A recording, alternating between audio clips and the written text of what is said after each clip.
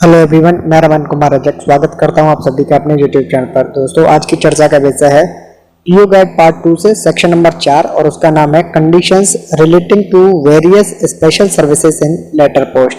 और ये जो टॉपिक है या जो सेक्शन है वो क्लॉज नंबर 57 से 93 तक है, यानी कि इसमें क्लॉज संख्या 57 से लेकर के 93 तक ये सेक्शन नंबर 4 में आते हैं। और सेक्शन नंबर 4 का ये जो नाम है इसको भी आप लोगों को याद रखना है कि सेक्शन नंबर 4 का क्या नाम है और क्लॉज कौन कौन से आते हैं इसके अंतर्गत।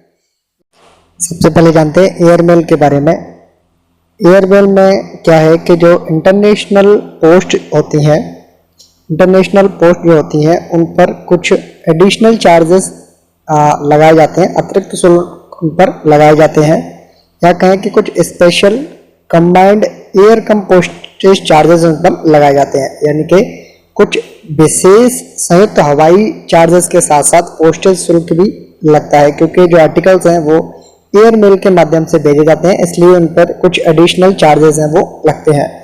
और एडिशनल चार्जेस के आधार पर आर्टिकल्स को दो कैटेगरीज में बांटा गया है, और वो जो कैटेगरीज हैं वो कौन कौन सी हैं, तो सबसे पहले है L.C। L.C का मतलब क्या होता है, लेटर एंड कार्ड्स। इसका L.C का ये मतलब होता है लेटर एंड कार्ड्स, और ये एग्जाम में पूछा भी गया है कि L.C का मतलब क्या होता है, तो इसका मतलब होता है लेटर एंड कार्ड्स। और जो दूसरा टाइप है वो होता है A.O, इसका मतलब होता है कि अदर्स ऑब्जेक्ट, यानी कि लेटर एंड कार्ड्स के अलावा जो अदर ऑब्जेक्ट्स हैं उनको इस कैटेगरी में रखा गया है। और वो अदर ऑब्जेक्ट्स क्या क्या हो सकते हैं, प्रिंटेड पेपर हो सकते हैं, वो न्यूज़पेपर, स्मॉल पैकेट, और BLP यानी कि ब्लाइंड लिटरेचर पैकेट हो सकते हैं। बेसिकली आदेश शुल्क या सरचार्ज के आधार पर आर्टिकल्स को दो कैटेगरीज में बांटा गया है, और जो दो कैटेगरीज हैं वो कौन कौन सी हैं, तो पहली कैटेगरी है वो है L.C और दूसरा है A.O, यानी कि letter and cards and other objects. और जो पोस्टल मनी ऑर्डर्स होते हैं या ट्रेड चार्ज के जो मनी ऑर्डर्स होते हैं, या जो एडीज होती हैं, एडवाइस ऑफ डिलीवरी होती है, या कह के और payments are included among the L.C items, यानी कि postal money orders, trade charge money orders, AD और जो पेमेंट्स होते हैं इनको भी L.C आइटम्स में रखा गया है, यानी कि इनको भी L.C की कैटेगरीज में रखा गया है, और दूसरे शब्दों में कहते हैं LC में रखा गया है। अधिभार यानी कि सरचार्ज और संयुक्त शुल्क को निश्चित करने के आधार पर जो कंट्रीज हैं, देश हैं, या जो केंद्र शासित प्रदेश हैं उनको जोन्स में बांटा गया है, और लगभग 4 से 5 जोन्स में इनको बांटा गया है, और उन जोन्स में अलग अलग जोन में अलग अलग कंट्रीज को और केंद्र शासित प्रदेशों को रखा गया है। नेक्स्ट जानते हैं एरोग्राम के बारे में। एरोग्राम को हवाई माध्यम से भेजा जाता है। अगर उनको किसी कारण की वजह से उनको इनलैंड पोस्ट के माध्यम से भेजा जाता है तो उनके साथ में एज ए लेटर ट्रीट किया जाता है, यानी कि बेसिकली जो एरोग्राम्स होते हैं वो एयर के माध्यम से, बाई एयर या हवाई के माध्यम से भेजे जाते हैं। अगर उनको किसी भी कारणवश इनलैंड मीडियम से भेजा जाता है, सतही माध्यम से भेजा जाता है, सरफेस के मीडियम से भेजा जाता है, तो उनके साथ में जो व्यवहार है, यानी कि जो एरोग्राम्स हैं उनको एज ए लेटर ट्रीट किया जाएगा। अब जानते हैं कि डायमेंशंस के बारे में कि एक एरोग्राम मैक्सिमम और मिनिमम कितने माप का हो सकता है। तो अगर रोल फॉर्म की बात करें तो रोल फॉर्म में जो डायमेंशंस हैं वो अधिकतम 110 × 220 mm से ज़्यादा की नहीं होनी चाहिए, और जो न्यूनतम माप है वो 90 × 140 mm से कम की नहीं होनी चाहिए, यानी कि मैक्सिमम डायमेंशंस 110 × 220, यानी कि जो लंबाई और चौड़ाई की जो माप है वो 110 और 220 हो सकती है। वहीं न्यूनतम डायमेंशंस में लंबाई और चौड़ाई की जो माप है वो 90 और 140 mm हो सकती है। एरोग्राम के मैक्सिमम वेट के बारे में जाने तो एक एरोग्राम को मैक्सिमम 3 ग्राम तक भेजा जा सकता है, यानी कि मैक्सिमम वेट की जो सीमा है एरोग्राम के लिए वो है 3 ग्राम की। अगर एरोग्राम को जो उसका जो फ्रंट साइड कहें, यानी कि जिस तरफ उसका पता लिखा होता है उसको फ्रंट साइड माने, तो उस साइड में यानी कि आगे वाले हिस्से पर उसको एक एड्रेस यानी कि भेजने वाले और पाने वाले के एड्रेस के लिए प्री पेमेंट और सर्विस नोट्स या लेबल के लिए इसे रिजर्व रखा जाता है। यानी कि जो फ्रंट साइड है किसी भी एयरोग्राम का वो किसके लिए रिजर्व है, उस पर क्या क्या काम किए जा सकते हैं, तो उस पर एड्रेस लिखा जा सकता है। प्री पेमेंट और जो सर्विस नोट्स हैं या जो लेबल्स हैं या कोई इंस्ट्रक्शंस हैं, दिशा निर्देश हैं, उनको लिखने के लिए इसको रिजर्व किया गया है। और एयरोग्राम जो शब्द है, एयरोग्राम जो शब्द है वो पते वाला जो हिस्सा है, पता वाला जो हिस्सा है, जिस तरफ एड्रेस लिखा हुआ है उसका जो ऊपर वाला हिस्सा होता है उस पर एयरोग्राम छपा हुआ होना चाहिए। और पावती की रसीद के अलावा कुछ भी संलग्न नहीं किया जा सकता है। यानी कि इसका मतलब है कि no enclosure are allowed in an aerogramme nor should anything be attached to it except a form of advice of delivery where applicable. यानी कि जहाँ पर एप्लीकेबल हो, जहाँ इसकी ज़रूरत हो, किसकी, एडवाइस ऑफ डिलीवरी की या एक्नॉलेजमेंट फॉर्म की, जहाँ भी ज़रूरत हो, उसके अलावा एयरोग्राम के साथ कुछ भी संलग्न नहीं किया जाएगा। No enclosure are allowed in an aerogramme और not should anything be attach to it. Aerogramme पर संयुक्त पोस्टेज और हवाई चार्जेस दोनों लगते हैं। यानी कि सर्वाइस जो कंबाइंड पोस्टेज चार्जेस है और जो एयर चार्जेस है वो दोनों ही एक एयरोग्राम पर लगते हैं। अब जानते हैं topic makeup of air mail articles के बारे में। जो एयर मेल के जो आर्टिकल्स होते हैं उस पर जिस तरफ पता लिखा होता है उसका जो लेफ्ट हैंड साइड का कॉर्नर है, बाएं हाथ पर एक विशेष नीले रंग का लेबल होगा या एक इंप्रेशन होगा या स्टाम्प छाप में एक शब्द लिखा जाता है, वो लिखा जाता है पेयर एवियन। और ये जो शब्द है ना पेयर एवियन, इसका जो मीनिंग होता है वो होता है बाई एयर मेल। यानी कि ये जो शब्द है इसका मीनिंग इंग्लिश में होता है बाई एयर मेल। और इस शब्द को लेकर के कई बार एग्जाम में पूछा गया है कि पेयर एवियन शब्द का मतलब क्या होता है, तो इसका मतलब होता है बाई एयर मेल। और ये किस कलर में हो सकता है, तो इसको एक विशेष नीले रंग का लेबल होगा या फिर एक विशेष नीले रंग की स्टैम्प छाप में इस शब्द को लिखा जाता है। जब भी हम एक स्टैंडर्ड लिफाफे का उपयोग करते हैं तो ये जो विशेष लेबल या जो छाप है या जो इंस्ट्रक्शंस हैं वो पते वाले जिस तरफ पता लिखा होता है उसके उस ओर जो बाईं हाथ पर प्रेषक का जो पता है उसके नीचे लिखना चाहिए। यानी कि जिस तरफ एड्रेस लिखा हुआ हो उसका जो सेंडर का जो एड्रेस होता है, यानी कि लेफ्ट हैंड साइड में होता है सेंडर का एड्रेस, और उसके नीचे जो इंस्ट्रक्शंस हैं या जो लेबल है या जो छाप है ये लगे होने चाहिए। किस केस में, जब हम लोग एक स्टैंडर्ड लिफाफे का यूज़ करेंगे तो उस केस में ये जो विशेष लेबल है या जो छाप है या जो इंस्ट्रक्शंस हैं वो एड्रेस के साइड में लेफ्ट हैंड साइड पर प्रेषक का जो पता है उसके नीचे की ओर लिखना चाहिए। अब जानते हैं कि अगर कोई अनपेड यानी कि ऐसा एयरोग्राम या ऐसा एयरमेल का करस्पॉन्डेंस, एयरमेल करस्पॉन्डेंस से मतलब है कि जो हवाई पत्राचार है उससे मतलब होता है अगर कोई हवाई पत्राचार है, एयरमेल का जो करस्पॉन्डेंस है, अगर वो अनपेड भेजा जाता है, अनपेड यानी कि उसका बिल्कुल भी भुगतान नहीं किया गया हो या ऐसा हो कि उसका आधा अधूरा भुगतान किया गया हो, यानी कि इनसफिशिएंटली पेड एयरमेल का करस्पॉन्डेंस है या अनपेड एयरमेल का जो करस्पॉन्डेंस है, अगर उनको भेजा जाता है तो उनको किस तरीके से ट्रीट किया जाता है। तो बिना भुगतान वाले या जो अधूरे भुगतान वाले जो एयरमेल के जो आर्टिकल्स हैं, हवाई पत्राचार है, उनको क्या किया जाता है, तो उनको रिटर्न टू सेंडर यानी कि प्रेषक के पास वापस भेज दिया जाता है। अब जानते हैं रजिस्ट्रेशन यानी कि पंजीकरण से संबंधित नियमों को जानते हैं फॉरेन पोस्ट के मामले में। तो जो सभी लेटर पोस्ट के आइटम्स हैं, सभी लेटर पोस्ट के जो आइटम्स हैं उनके साथ साथ हवाई माध्यम से जाने वाले सभी आइटम्स को पंजीकृत किया जा सकता है। यानी कि रजिस्ट्रेशन किन किन का हो सकता है, तो लेटर पोस्ट के आर्टिकल्स के साथ साथ में हवाई माध्यम से जितने भी आइटम्स को भेजा जाता है उनको पंजीकृत किया जा सकता है। और जो पंजीकरण शुल्क है, रजिस्ट्रेशन चार्जेस हैं या जो बेसिक पोस्टेज चार्जेस हैं या जो अन्य चार्जेस जैसे कि हवाई चार्जेस हैं, पावती रसीद का जो शुल्क है आदि को फुली प्रीपेड के साथ ही पंजीकृत किया जाएगा। यानी कि अगर कोई आर्टिकल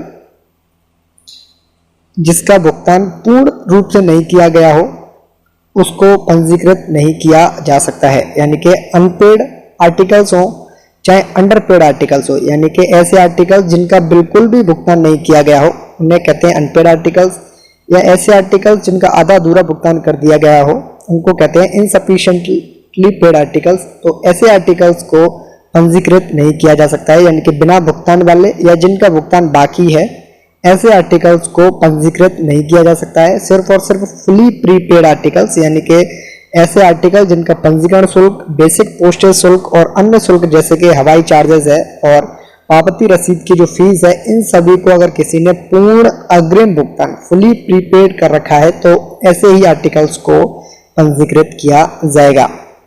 अब जानते हैं टॉपिक रजिस्ट्रेशन के अंदर मेकअप के बारे में।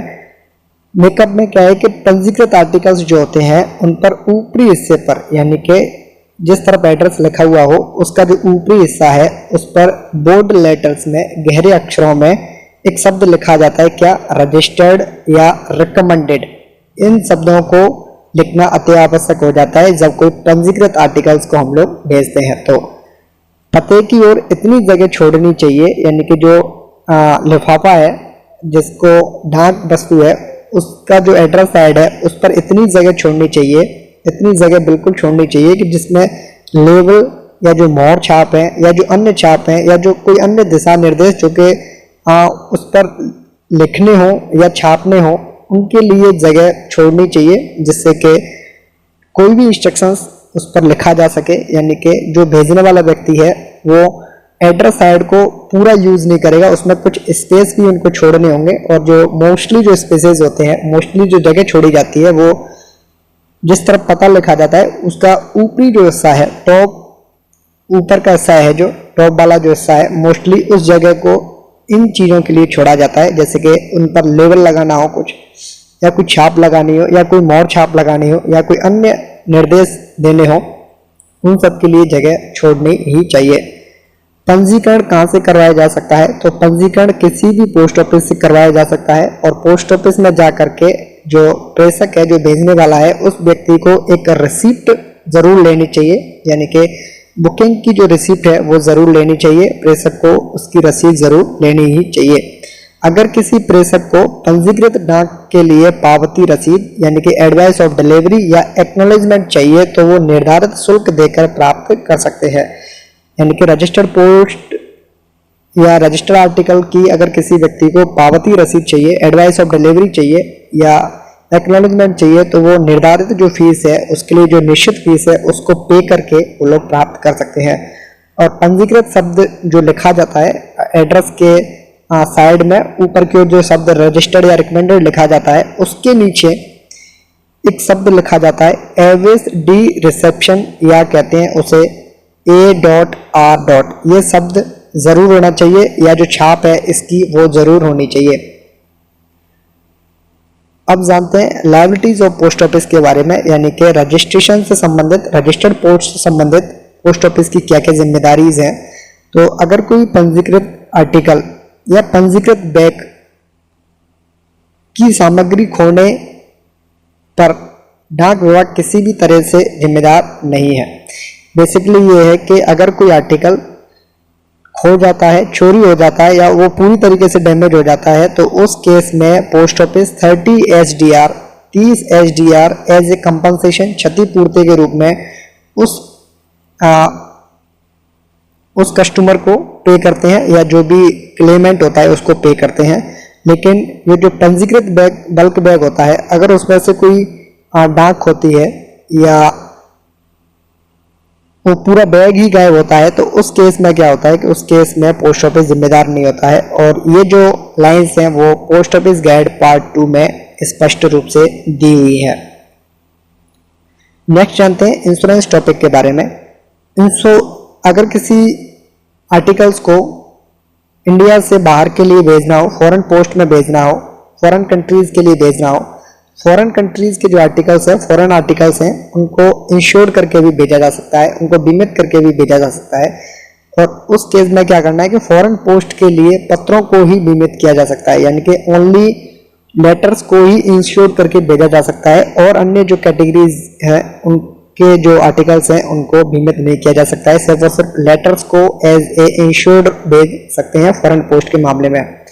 अगर बीमित पत्रों को, अगर किसी कंट्री से इंडिया में कोई इंश्योर्ड लेटर आता है तो मैक्सिमम 10,000 रुपये तक की जो राशि है उस अमाउंट तक के जो आर्टिकल्स हैं या उस राशि तक के जो आर्टिकल्स हैं उनको इंडिया में एक्सेप्ट किया जा सकता है। बेसिकली 10,000 रुपये से ज़्यादा का जो आर्टिकल्स है, बीमित पत्र है, उसे स्वीकार नहीं किया जाएगा। और एक जो इंश्योर्ड लेटर है, इंश्योर्ड लेटर का जो मैक्सिमम वेट है जिसे हम लोग भेज सकते हैं तो वो है मैक्सिमम 2 kg का, यानी कि मैक्सिमम इंश्योर्ड लेटर का जो वेट है, मैक्सिमम वेट है किसी भी इंश्योर्ड लेटर का, वो 2 किलोग्राम से ज़्यादा का नहीं होना चाहिए। और इन केसेस में यानी कि कॉइन्स अगर कोई बेचता है, बुलियन बेचता है, प्लेटिनम, प्रीसियस स्टोन्स, ज्वेलरी और कोई करेंसी नोट्स बेचता है या बैंक के नोट कोई बेचता है या ऐसी कोई वस्तु जो कि गोल्ड और सिल्वर की है, ऐसे अगर कोई आर्टिकल्स को कोई व्यक्ति भेजना चाहता है तो इनके इस केस में जो इंश्योरेंस है वो कंपलसरी हो जाता है। यानी कि ऐसे जो आर्टिकल्स हैं, यानी कि coins, Boolean, platinum, precious stones, यानी कि कुछ कहना के महंगे जो धातु होते हैं, आभूषण वगैरह जो होते हैं, ज्वेलरीज जो होती हैं, बैंक के जो नोट होते हैं या जो गवर्नमेंट करेंसी जो होती हैं, इनको सिर्फ और सिर्फ इंश्योर करके ही आगे भेजा जा सकता है। अब जानते हैं रिप्लाई कूपन्स के बारे में। तो रिप्लाई कूपन में सबसे पहले जानते हैं जनरल के बारे में, सामान्यतः क्या होता है। मैं प्रश्न यहाँ से पिछले एग्जाम में यहाँ से प्रश्न पूछा गया था कि इंटरनेशनल रिप्लाई कूपन्स को एक टाइम में एक व्यक्ति के लिए मैक्सिमम कितने दे सकते हैं, यह प्रश्न पूछा गया था। तो इंटरनेशनल रिप्लाई कूपन्स को एक समय में एक व्यक्ति को मैक्सिमम 10 इंटरनेशनल रिप्लाई कूपन्स बेचे जा सकते हैं। तो 10 से ज़्यादा इंटरनेशनल रिप्लाई कूपन एक व्यक्ति को एक समय पर नहीं बेचे जा सकते हैं। तो उसकी लिमिट क्या है, 10 इंटरनेशनल रिप्लाई कूपन्स ही बेचे जा सकते हैं। और जो रिप्लाई कूपन्स है वो सेंडर्स के लिए enable reply coupons are intended to enable senders to prepay for a reply, यानी कि किसी भी रिप्लाई के जवाब में सेंडर्स रिप्लाई कूपन्स को यूज कर सकते हैं। मोस्टली केसेस में जो पोस्ट ऑफिस हैं उनमें रिप्लाई कूपन्स मिलते हैं, लेकिन अगर किसी ऑफिस में रिप्लाई कूपन्स नहीं है तो वो एज ए डिमांड, यानी कि लोगों से डिमांड करके, लोगों की डिमांड पर पोस्ट ऑफिस से रिक्वेस्ट करके वो ऑफिस अपने लिए रिप्लाई कूपन्स को मंगा सकते हैं, अपने लिए उन रिप्लाई कूपन्स को मंगवा करके जो कस्टमर है उनको दे सकते हैं। बेसिकली जो रिप्लाई कूपन्स की जो सुविधा है वो लगभग हर एक पोस्ट ऑफिस में होती है, लेकिन अगर किसी ऑफिस में ये जो रिप्लाई कूपन्स है वो नहीं है और उसके लिए डिमांड अगर कोई कस्टमर कर रहा है तो पोस्ट ऑफिस की ये जिम्मेदारी है कि वहाँ से रिप्लाई कूपन्स को मंगवा करके और जो डिमांड है कस्टमर की वो पूरी की जानी चाहिए। इंटरनेशनल रिप्लाई कूपन के बारे में जानते हैं। तो इंटरनेशनल रिप्लाई कूपन्स किन कंट्रीज के बीच में एक्सचेंज हो सकते हैं। तो ऐसे कंट्री जो कि यूनिवर्सल पोस्टल यूनियन के सदस्य देश हैं, यूनिवर्सल पोस्टल यूनियन के जो सदस्य देश हैं उनके बीच में इंटरनेशनल रिप्लाई कूपन्स हैं वो एक्सचेंज हो सकते हैं। यानी कि अगर दो कंट्रीज ए और B countries international universal postal union का हिस्सा है दोनों कंट्रीज, तो उनके बीच में कोई भी इंटरनेशनल रिप्लाई कूपन है वो आ जा सकता है, यानी कि आपस में एक्सचेंज वहां से हो सकते हैं। In some cases postal stationery is also given in exchange, यानी कि कुछ केसेस में जो पोस्टल स्टेशनरी है वो भी इस रूप में एक्सचेंज की जा सकती है। The country where the coupon is exchange can also demand the simultaneously production of the letters intended to sent as reply। Basically international reply coupons as a demand अगर किसी पोस्ट ऑफिस में नहीं है तो वहां पर भी इनको मंगवाया जा सकता है। On presentation of sufficient number of coupons they can also be exchange for the postage stamps required for repaying a letter weighing 20 grams for dispatch by air.